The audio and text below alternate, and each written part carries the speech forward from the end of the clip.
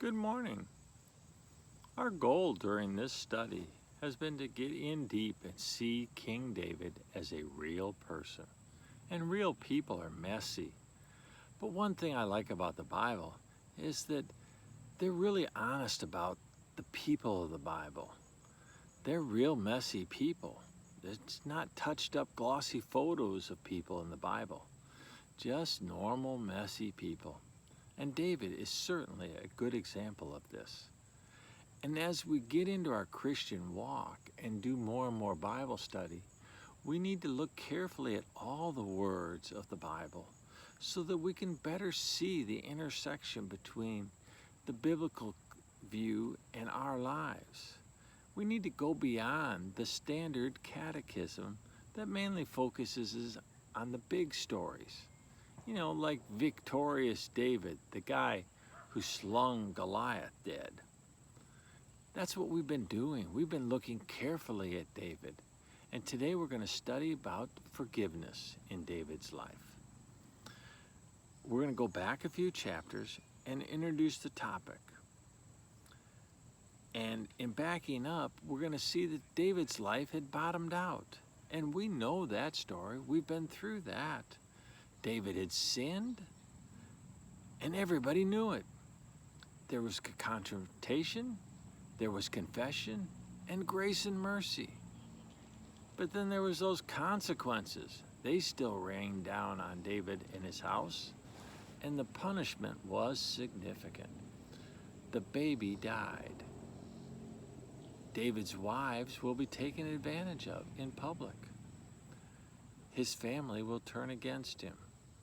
And Absalom, his son, will reign as king, and David will once again be back on the run. David has hit rock bottom. Perhaps it's here that he penned the words of Psalm 40, verses 1 to 2, that I patiently waited for the Lord, and he inclined to me and heard my cry. He drew me up from the pit of destruction, out of the merry bog, and set my feet upon a rock, making my steps secure. David was really down. And here in the misery, here in 2 Samuel, David's going to meet a man named Shemaiah. And Shemaiah is the kind of person who comes along in life and likes to kick you when you're down. In other words, Shemaiah is a real jerk. But we do have to deal with these type of people in life.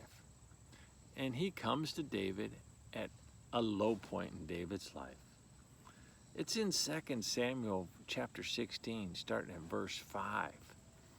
And it says, when David came to Baram, there was a man that came out of the house of Saul, Shemaiah. And he came at David, cursing him continually. And he threw stones at David and at all of the servants of King David. Shemaiah said as he cursed, get out, you man of blood. You are a worthless man. The Lord has avenged on you all the house blood of Saul. The Lord has given your kingdom into the hand of Absalom. See, your evil is on you. You are a man of blood. Those are some strong words from Shemaiah. He's thrown some rocks at David, curses at him, and lies about him. A real personal attack. And David has done nothing really to warrant these public assaults from this guy. So one of David's entourage says to him and says, hey, you don't need to listen to these attacks. You can do something about this. But David says, behold, my own son seeks my life. How much more now may this Benjamite? Leave him alone. Let him curse. For the Lord has told him to. It may be that the Lord will look on the wrong done to me, and the Lord will repay me with good for his cursing. So David responds, let Shemaiah curse me. And then David and his men go on down the road, and Shemaiah is going along the hillside opposite him, cursing him and throwing stones at him. So the king, by the time he arrives in Jordan, he's weary. This is a pretty clear picture that David's hit rock bottom, but he's also refused to retaliate. It's not that David couldn't retaliate, he just chooses not to. He doesn't want to get offended. He's not going to take this all personally. In fact, he even says that the Lord might be behind these attacks. How can David do this? I think David had a soft heart and thick skin. Those are two things that are good to have in biblical leadership: soft hearts and thick skin. You know what? There's plenty of Shemaiahs out there in life, Christian. It's only a matter of time before you're going to cross their paths. If you hope to be used by God, then you need to have thick skin. So in talking about Shemaiah, we went back to chapter 16. That was before Absalom died. Now we're going to move ahead to chapter 19, where Absalom's been murdered, and David didn't want this. And now the people are turning back to David as their leader. But David's supporters are in a hurry to get him back to Jerusalem and get him back in his rightful position. So things are rolling in David's direction again. And here comes Shemaiah again. But David's now king. What's the king going to do about this guy? We find this in 2 Samuel chapter 19. Shemaiah says those three difficult words, kind of the three hardest words to say in the English language. I have sinned. Now, these words, they ring a bell in David's mind. Shemaiah is really saying, David, will you please forgive me? And David had a lot of different ways he could have responded, right? He could have been sort of cool to him, could have been indifferent. He could have just sat there and kept his rage under control and be just very cold and indifferent, right? And one of David's advisors even says, hey, David, you don't need to forgive this guy. He attacked you when you were down. You should go get him now. But that's not David's way. That's not the way of a man after God's own heart. Let's look at his response in 2 Samuel chapter 19, starting at verse 22. What have I to do with you, you son of Zeruiah? You should this day be as an adversary to me. Shall anyone be put to death in Israel this day? For I do not know that I am this day the king over Israel. And the king said to Shemaiah, you shall not die. And the king gave him his oath. David isn't swayed by the counsel. And he's not swayed by how Shemaiah treated him earlier. He shows mercy and control. How can David forgive a reptile, a snake like Shemaiah? Well, first, it takes a vertical focus. Looking up and keeping your eyes on God is the way to handle a situation like this. If someone offends you, Christian, take the offense to God immediately. This is very stabilizing. Getting that vertical perspective is going to really help you before you go do anything in the horizontal world. Don't handle offenses alone. Talk to God before reacting.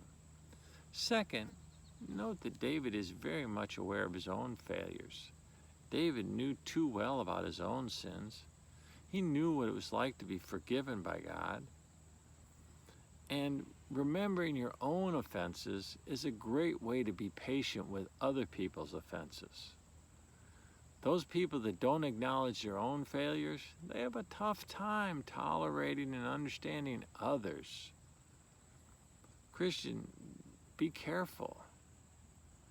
The proud have a hard time building a forgiving spirit. Be humble. Now, we all have to admit that forgiveness is easier to receive than to give. And forgiveness is nice to watch. It's harder to actually perform. It's kind of like watching somebody hit a golf ball. Pro hitting a golf ball, it looks so easy. Me hitting a golf ball, it's not that easy. Our road to cultivating a heart of forgiveness is path through practice. Forgiveness is not something that's going to come to us naturally. Just like hitting a golf ball doesn't come naturally to me. We can all agree that we're going to struggle with learning how to be forgiving. Most of us instead go to 3 different types of options of responses. There's the conditional forgiveness. I'll forgive you if, or I'll forgive you as soon as, or I'll forgive you when this and this happens. And then there's the partial forgiveness. I'll forgive you, but don't expect me to forget. Or I'll forgive you, but I really don't want to see you again. Or I'll forgive you until you do that again. That's all partial forgiveness. And then there's kind of the delayed forgiveness. I'll forgive you if you give me time, maybe a few years or something. Or someday I'll forgive you. Deep hurts are commonly forgiven this way. We prefer to keep ourselves seated in the judgment seat. We don't really want to move into the mercy seat. We kind of really want to see the person squirm around a little in their misery. We don't really want to see them be let off. Christian, the other thing, forgiveness is really about us, not the other person. When we're unforgiving, it has a downward effect on our lives. It starts with the offense, and then it goes to some resentment that builds. And then when we don't forgive somebody, it builds up into some anger and hate, and sustained hate goes to a grudge, and grudge ultimately settles into seeking revenge. This is a pattern. It's a pretty natural pattern. It's something that we struggle with. Forgiveness is one of those things that only really comes as a result of our vertical relationship with our Creator and practicing to do forgiveness. If we are to put forgiveness into action, we need to do several things. So, what are some of those things? First, we talked about it already.